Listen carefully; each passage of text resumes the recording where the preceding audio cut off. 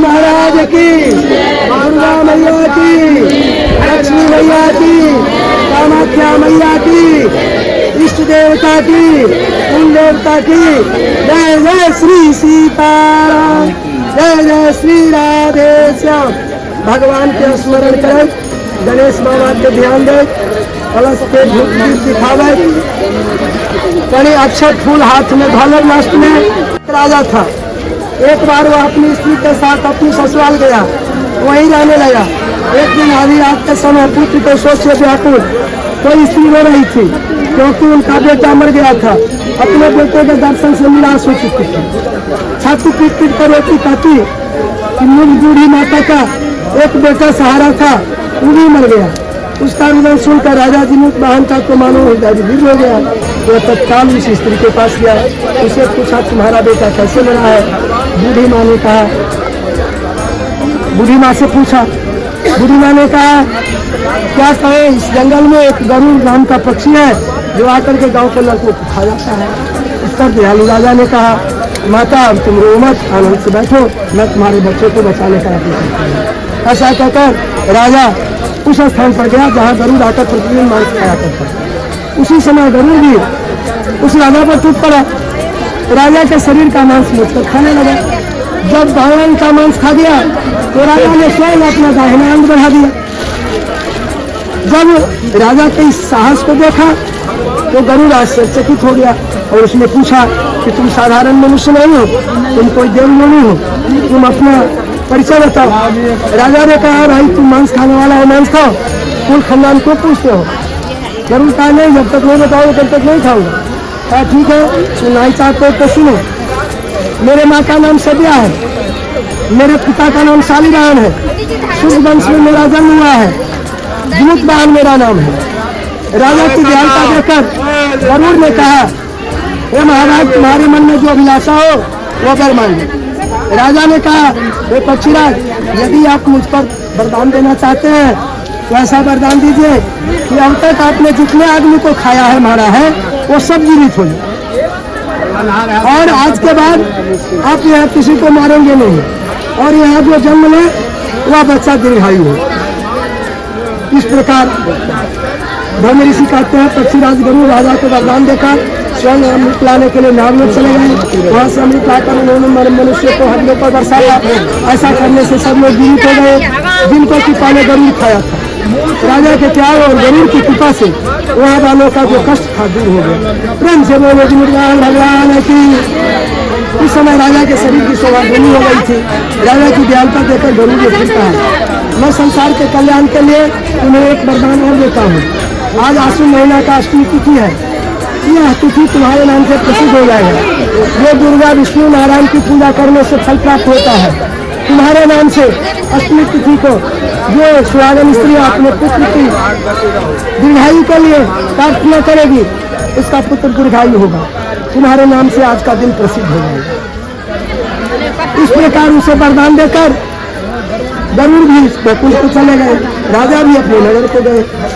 ब्रह्म ऋषि कहते हैं हे द्रौपदी तुम भी इस व्रत को करो, तुम्हारा कुल खानदान समाप्त हो गया है, भगवान तुम्हारे वंश में किसी न किसी को भेजेंगे। इस प्रकार द्रौपदी अपने रानी थी, पांडवों की पत्नी थी, उन्होंने अपने नगर में भिजोड़ा पिटवा दी।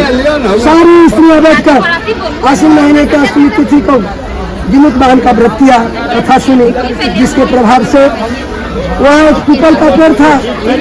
पीपल के पेड़ के डाल पर एक चीनी बैठी थी, ओगरे में सियारी, दोनों ने उसको सुना और विचार करके व्रत किया। सियारी चीनी किसी ब्राह्मण के मुँह से कथा सुन करके आई, अपने सखी सियारिन को सुनाई।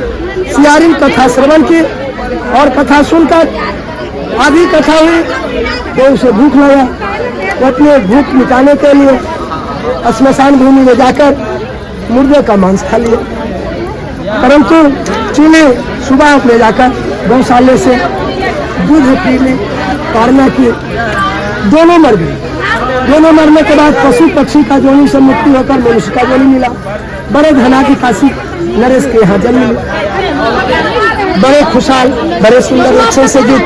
दोनों बहन बड़ी पली बढ़ी, विवाह योग्य हुई। विवाह बड़ी बहन जो सियारिन बड़ी बहन थी, उसका शादी काशी नरेश के राजा के साथ राजा के पुत्र से हुआ, तो रानी बन गई। छोटी बहन मंत्री की पत्नी बनी। दोनों उसी नगर में गई। संयोगवश रानी तो हुई सियारिन, परंतु व्रत दोष के कारण जिस बच्चे को जन्म देती, वह बच्चा जन्म के साथ ही कुछ दिनों के बाद मृत्यु को प्राप्त हो जाता। पर चीली की जो मंत्री की पत्नी थी, छोटी बहन, वो 8 पुत्र को जन्म दी। 8 पुत्र स्वस्थ और चिरंजीवी रहा, जिसे देखकर ईर्ष्यावश उन्होंने अपने राजा से कहा कि उसके बेटे को भी वहीं भेजो जहाँ मेरा बेटा गया है, अर्थात उसे मार डालो। राजा बड़े प्रयत्न से मरवाने का प्रयास किया, बाल बाल बच जाया करता था। एक दिन राजा सिपाही से उसे पकड़वा कर कोठरी में बंद करके, उसको सर से धड़ल्ला करवा कर पिटारी में बंद करके किसी असली तिथि को उपहार रूप में मंत्री की पत्नी को भेजा। वह देखकर मंत्री की पत्नी श्रद्धा भाव से जीवित बहन भगवान का प्रणाम करके कहा कि मेरी बहन रानी है, वो मेरे लिए उपहार में सुंदर वस्त्राभूषण भेजी है। ऐसा सोचकर जीवित बहन भगवान का नाम लेकर उस पिटारे को खोली। पिटारे खोलते ही उसमें वस्त्र आभूषण में परिवर्तित हो गया और उसका बेटा 8वां बेटा जीवित खड़ा था, जिसे देखकर रानी को बड़ा आश्चर्य हुआ। वो रानी अपने बहन से कही कि बहन, तुम्हारे बेटे को मारने के बाद भी तुम्हारा बेटा जीवित बच जाता है और मेरा बेटा इतना रक्षा करने के बाद मर जाता है, क्या करें? तो मंत्री की पत्नी जो छोटी बहन थी कहा, है बहन, तुम ईर्ष्या छोड़कर मेरी बात सुनो। पूर्व जन्म की तुम्हें याद नहीं है, मुझे याद है।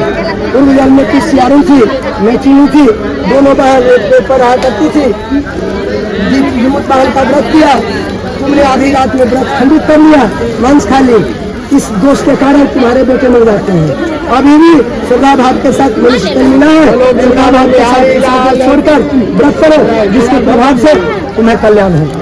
और दोनों बहन मिलकर अगले वर्ष जीवित बहन का यासन महीने का अवकाश की अष्टमी तिथि को नवमी आने पर पालन किया। इस व्रत के प्रभाव से रानी को भी पुत्र हुए और वह पुत्र बड़े होकर बड़े बड़े राजा बने, उनका वंश चलता रहा। श्रुति कहते हैं कि सब प्रकार का आनंद देने वाला यह दिव्य व्रत है। इसको जो सुहागन स्त्रियां पुत्र की दीर्घायु कामना करके करेंगी, उसके पुत्र दीर्घायु होंगे, संकट से बाल बाल बच जाएंगे।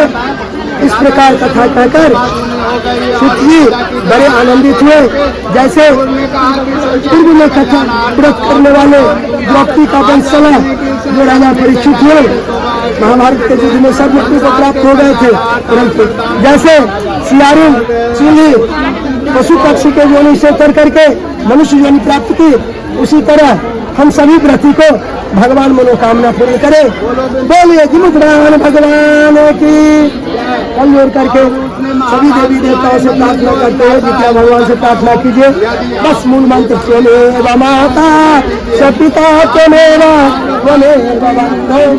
सखा त्वमेव विद्या त्वमेव सर्वं मम देव देव।